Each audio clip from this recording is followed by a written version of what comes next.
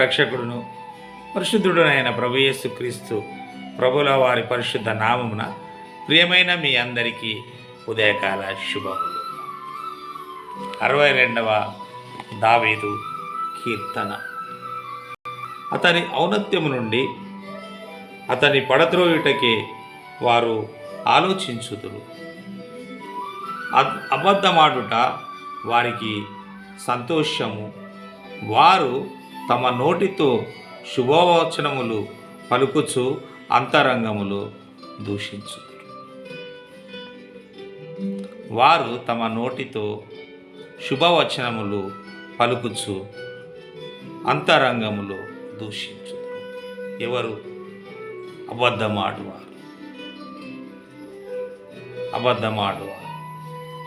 అందుకే అంటున్నాడు, అతని ఔన్నత్యం నుండి అతన్ని పడద్రోయుటకి, అతనికి కలిగిన ఔన్నత్యం నుండి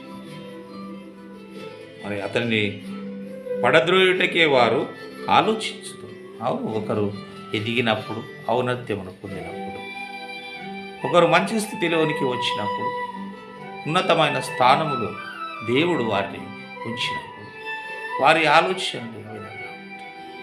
వారిని పడద్రోయాలనే ఆలోచనలో ఉండేవారు ఉంటారు. అబద్ధమాడుట వారికి సంతోషం.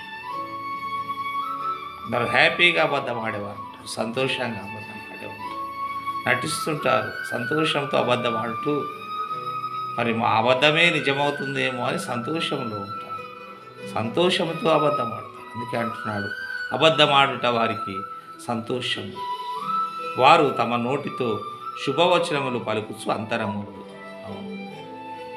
కొంతమంది ఒకటే మాట్లాడుతూ శుభవచనాలే పలుకుతుంటారు, మంచి మంచి మాటలు పలుకుతుంటారు, కానీ వారి అంతరంగంలో అవి ఉండవు. వారి అంతరంగంలో దూషిస్తారు, వారి హృదయంలో దూషిస్తూ తమ నోటితో శుభవచనములు పలుకుదురు అంటున్నాడు. అందుకే అంటున్నాడు, నా ప్రాణమా దేవుని నమ్ముకొని మౌనంగా ఉంటు. అవును, ఇవన్నీ చేసేవారు ఉంటున్నాను. నా ప్రాణమా, ఆయన ప్రార్థిస్తున్నాడు, వీరందరినీ గమనిస్తున్నాడు. వీరు ఎటువంటి ఉద్దేశములు కలిగి ఉన్నారో ఆయనకు తెలుసు. ఎందుకంటే ఆయన దేవునితో ఉన్నాడు. అందుకే ఆయన దేవునితో మాట్లాడుతున్నాడు. దేవునితో ఏం మాట్లాడుతున్నాడు? నా ప్రాణమా దేవుని నమ్ముకొని మౌనంగా ఉండుము, వారితో నువ్వేం మాట్లాడవు, ఆయన వలనే నాకు నిరీక్షణ కలగచ్చు.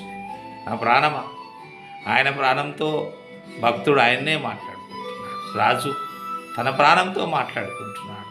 మౌనంగా ఉంటుము, ఆయన వలనే అంటే దేవుని వలననే నాకు నిరీక్షణ కలుగుతుంది.